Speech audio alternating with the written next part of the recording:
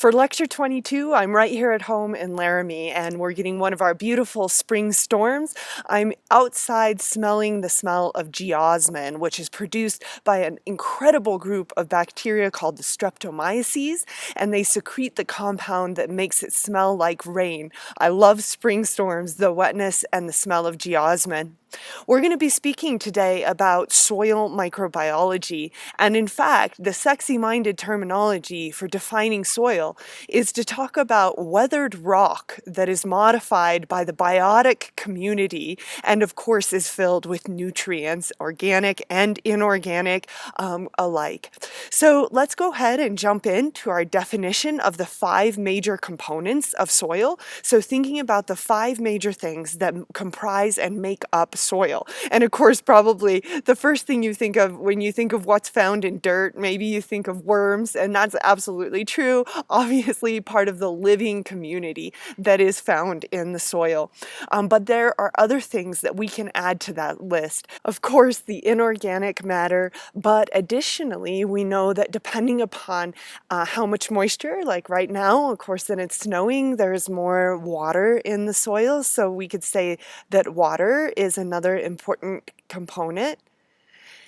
Of course, there is also organic matter and air, and of course, the living community.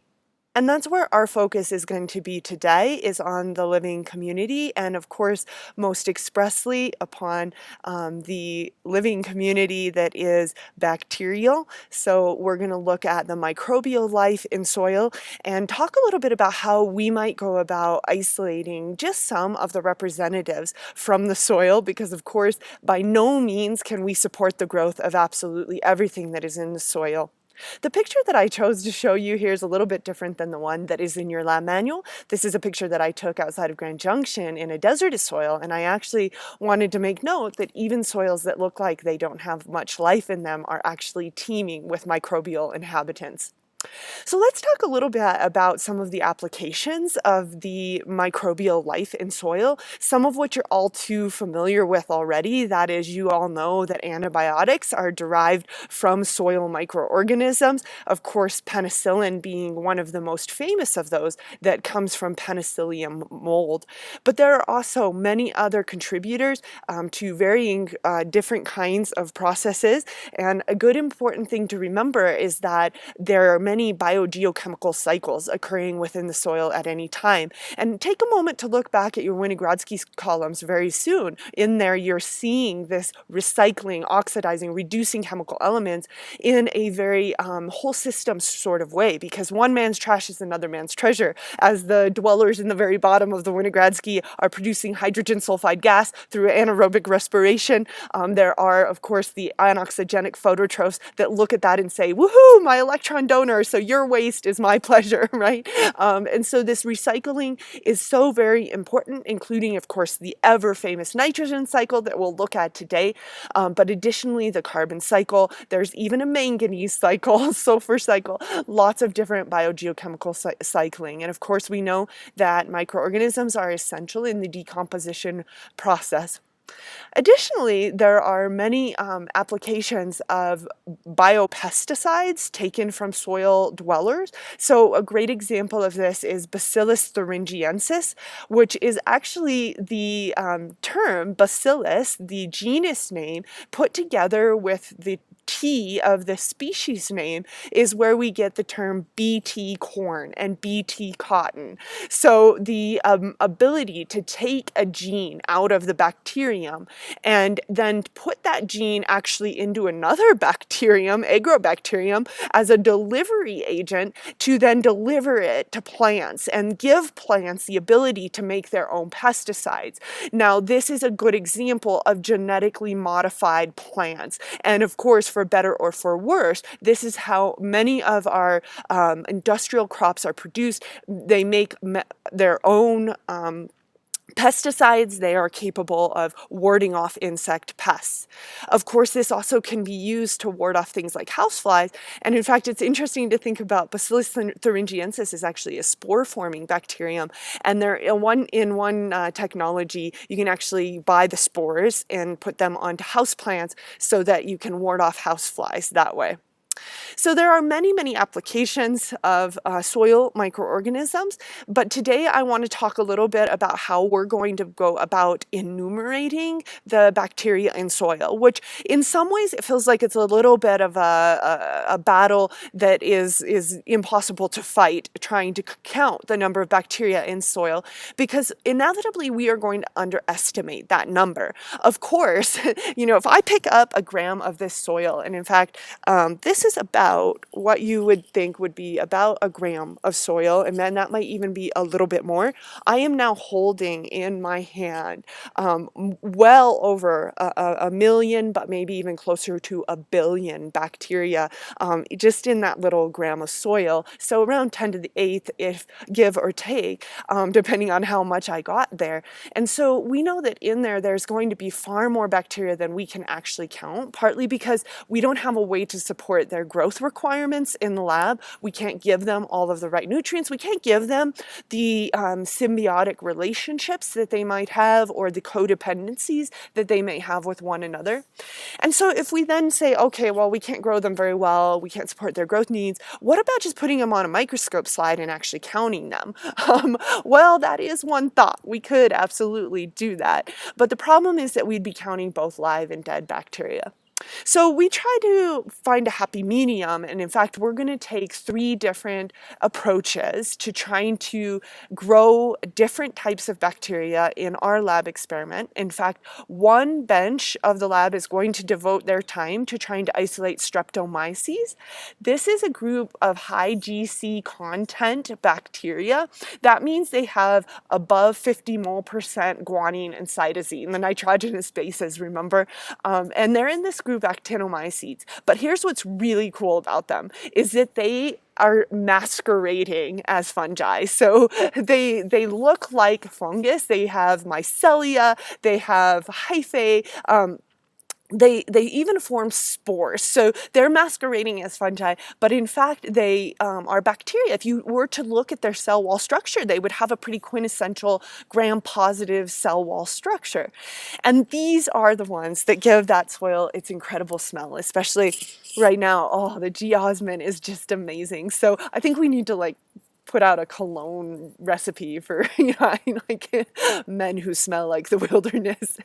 But in any case, geosmin is that beautiful earthy odor that soil has.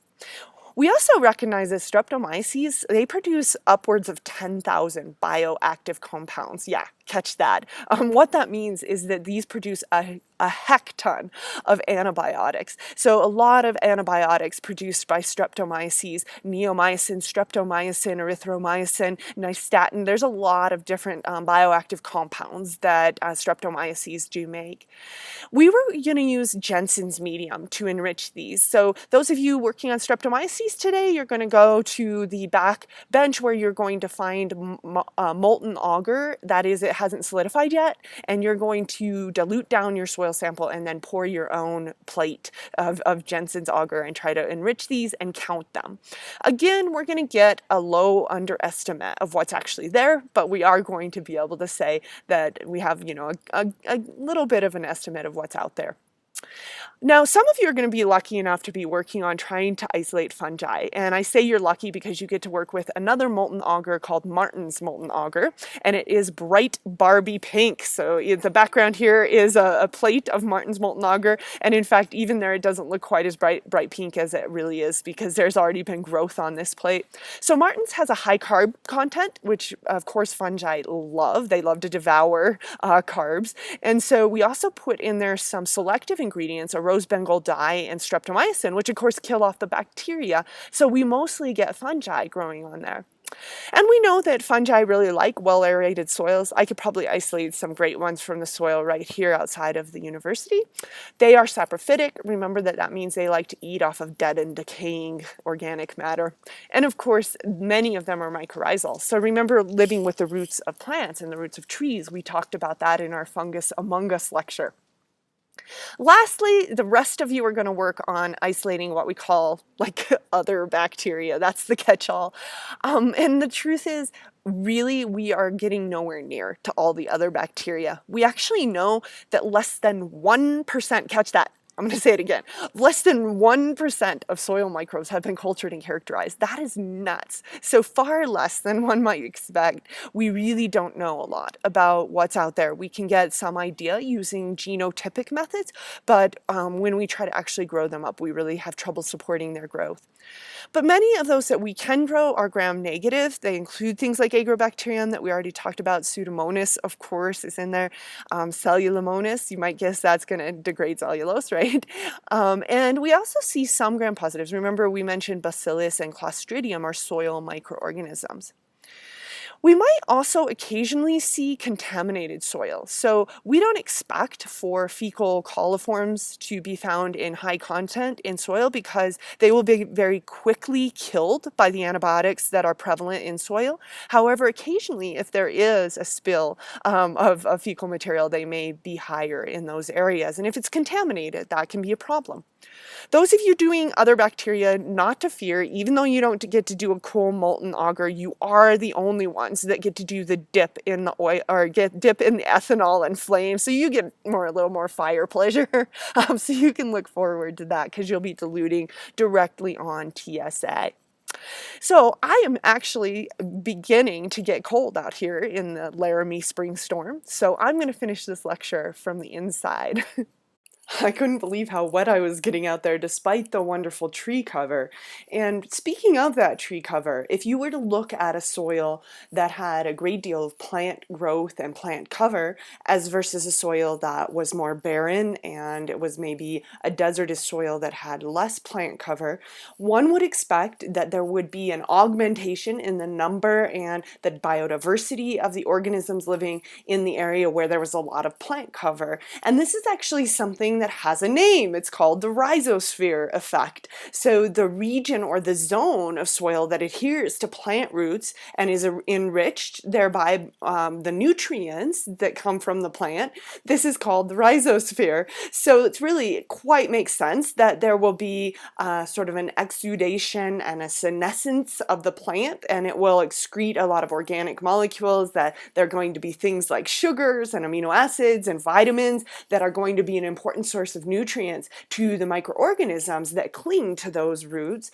And so this is a lovely relationship that can be had between the organisms. There can be a lot of beautiful mutualisms and symbioses, but it's also of note to say that the more urban the environment, and this is not just within the rhizosphere that this is true, but really in urban environments in general, when there is a greater population of organisms, there's also a lot greater likelihood of there to be pathogenic organisms and certainly plant pathogens in that region.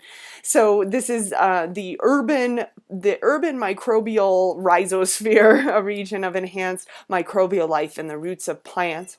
Speaking of some of the love symbioses that take place within the rhizosphere, there are microorganisms in this region that can fix nitrogen. And that's where I want to take our coverage next, is looking at the nitrogen fixing cycle, perhaps the most famous of all biogeochemical cycles. Our knowledge is that our atmosphere is filled with nitrogen gas. In fact, it's about 79.04% of our atmosphere is nitrogen. And yet the worst part of that is we can do absolutely nothing with it. It is absolutely useless to us. So although we need nitrogen in our macromolecules, we cannot fix the nitrogen, converting it from nitrogen gas into ammonia. We have to leave that to the prokaryotic world. So prokaryotes are capable of converting nitrogen gas into ammonia in a reaction catalyzed by the enzyme nitrogenase.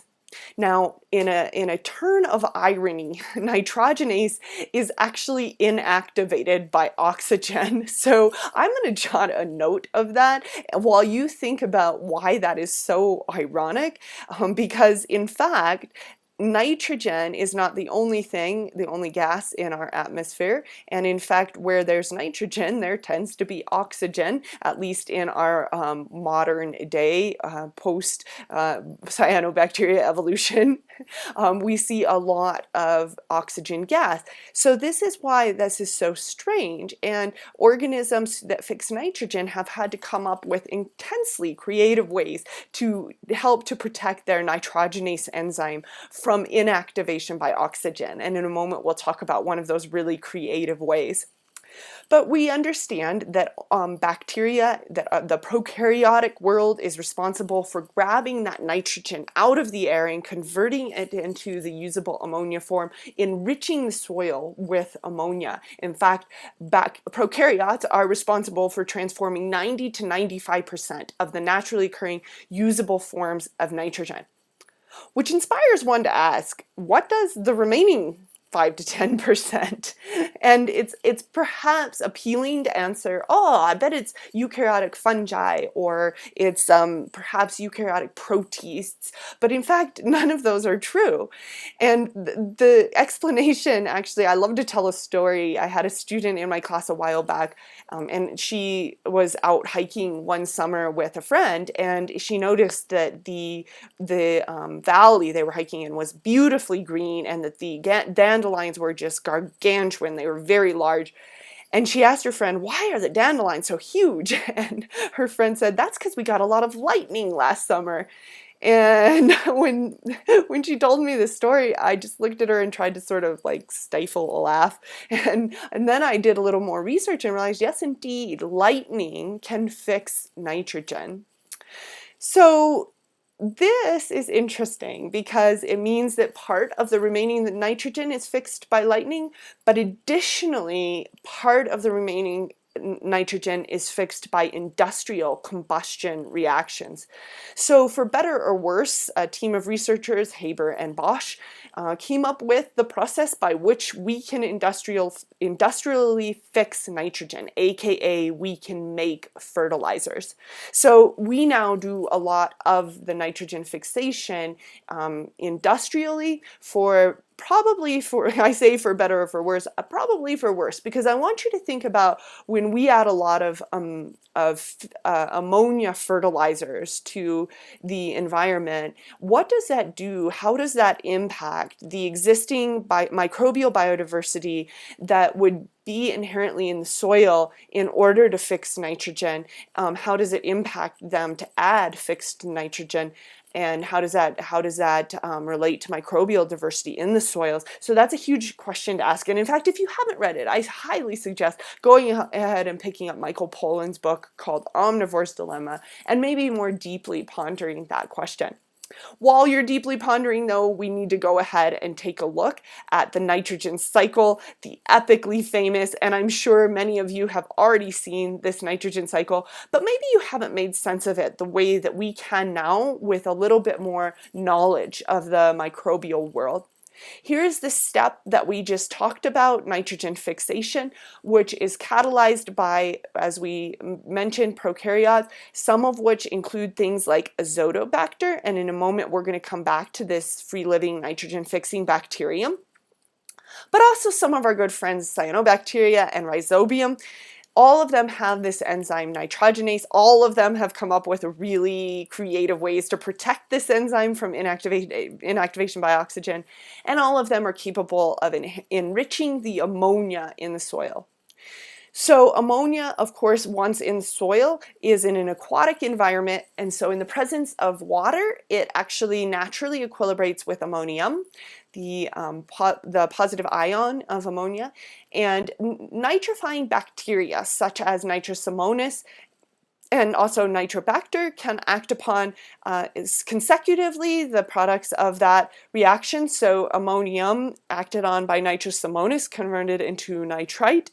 Nitrite, interestingly enough, note, is highly toxic. And I bet there's a number of you who have a fish tank and maybe you do some nitrogen testing of the fish tank to see how nitrite levels, because the nitrite levels, if they become excessive, will kill all of your fish. It will also kill plants in any kind of natural soil environment. So it's exceedingly important that the balance of Nitrobacter be in the right balance with that of nitrous ammonium, so that concentrations of nitrite do not become excessive. Because on the flip side, nitrate is the most usable form of nitrogen. So nitrate can be taken up by plants, and in fact is very much used by plants as their usable form of nitrogen. And then of course we can eat plants, and that's where we get our nitrogen. So the other little tiny cycle within the larger nitrogen cycle that I want you to recognize occurs when plants die, or when all life dies, and there is of course a deamination of amino acids and the loss of that amino group, and that leads to an ammonification of the soil. So another way in which soil can become enriched is via this smaller cycle of life and death, if you will. Now, I want you to take note of something, that although this may look like gibberish right now, which is the denitrification corner of the nitrogen cycle, if you look closely, I have a feeling you're going to recognize this. Nitrate gets converted to nitrite, which gets converted to other nitrogenous compounds. Oh, wait, once again, nitrate gets converted to nitrite. Nitrate reductase, or the nitrate test, right? Remember testing things like Pseudomonas and realizing that it was positive for the presence of nitrate reductase, or positive for the nitrate test? And remember how it never turned colors. In fact, it stayed colorless even after the addition of zinc, meaning that it was converting the nitrogen all the way to nitrogen gas. Remember the bubble in the Durham tube? So you actually are quite familiar with the denitrification corner of the nitrogen cycle. Is that not radtastic? Because remember, Pseudomonas tested positive via the second mechanism of being colorless after zinc in the nitrate test.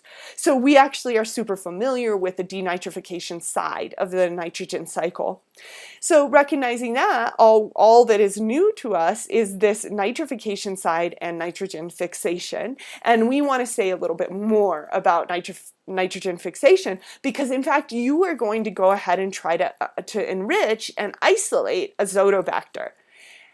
And you might just guess that if we wanted to isolate Azotobacter and other nitrogen-fixing bacteria, we could use a selective agar, or a selective medium, to do that. Because if we put these bacteria, basically just take a soil sample and take like that gram of soil that I was holding in my hand, put it into a medium that doesn't contain an alternate source of nitrogen, the only things that are going to live are those that can pull the nitrogen out of the air and utilize the nitrogen from the air. So a selective medium is a nitrogen-free medium. So that's what we're going to use. We're going to take a gram of soil. We're going to put it into a culture flask, actually, and it's going to have a nitrogen-free medium, or said another way, a medium that doesn't have any source of nitrogen, so it forces anything that lives in there to grab the nitrogen out of the air.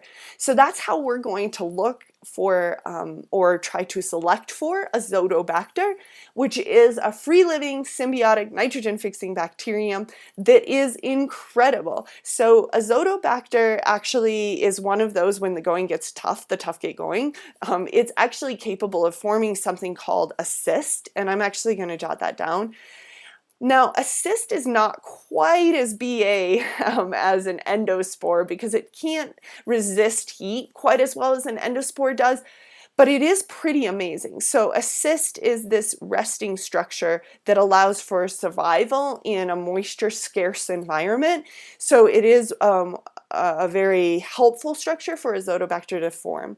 So what you're going to do is you're going to put this gram of soil into a nitrogen-free broth, and you're going to enrich the Azotobacter in that nitrogen-free broth. Then you're going to take an inoculating loop, and you're going to take a loop full of that nitrogen-free broth, and then you're going to streak it onto a plate like this one in the background here.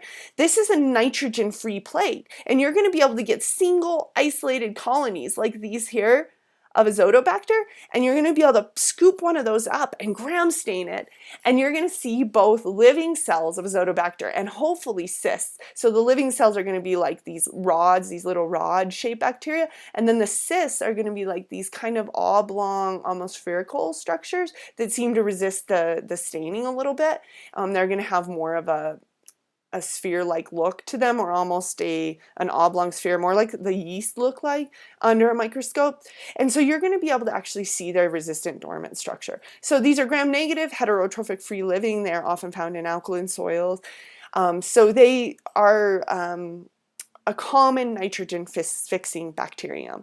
Interestingly, they have enzymes that utilize molybdenum ions as a cofactor. So one of the things that we enrich the medium with is molybdenum, which is wicked cool because I grew up living in a town where there was a molybdenum mine, and so I think it's pretty neat to think about that as molybdenum ions as cofactors to enzymes, and particularly the nitrogenase enzyme. So that enzyme that it has so many interesting characteristics. In fact, if you're in Gen Micro, listen up. I think I'm going to write a final exam question on this enzyme, nitrogenase, because it's so incredibly amazing. It's got this molybdenum ion that activates it. Think about what we would call that, what kind of cofactor is a molybdenum ion.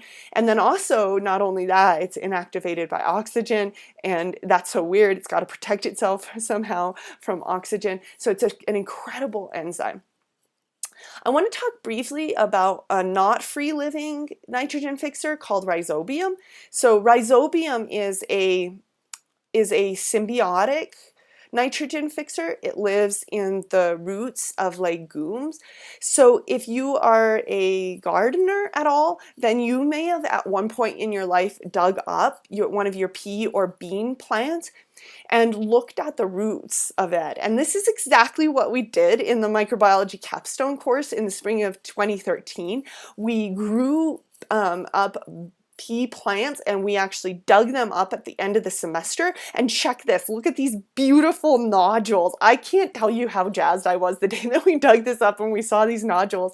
These nodules here are Rhizobium nodules, and if you wash off, and you can kind of see this here, if you wash off the dirt from these nodules, you'll see that they're pink in color. Yes, they're actually pink, and they're pink because they have in them this protein called leg hemoglobin. So leg, like legume, hemoglobin. Now think for a minute, what does hemoglobin in humans do? It binds oxygen, right? So leg hemoglobin binds up oxygen, and you guessed it, it protects the nitrogenase enzyme. By chelating up that oxygen and holding onto it, it keeps the nitrogenase enzyme from becoming inactivated by that oxygen. So isn't that the coolest strategy ever to protect nitrogenase? So Rhizobium, there's a lot of different kinds of Rhizobium, a lot of different genera. Rhizobium, Cynorhizobium, Azorhizobium, Bradyrhizobium are all different kinds of Rhizobium that live within the root nodules of these legumes. And as you can see, this is a really love-love relationship because the plant gives the bacteria organic carbon, and then the bacteria give the plant fixed nitrogen. And it's just a beautiful mutualism that they have going on.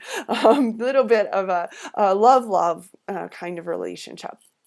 So this is where we're going to end our coverage. I hope you have a wonderful time in lab.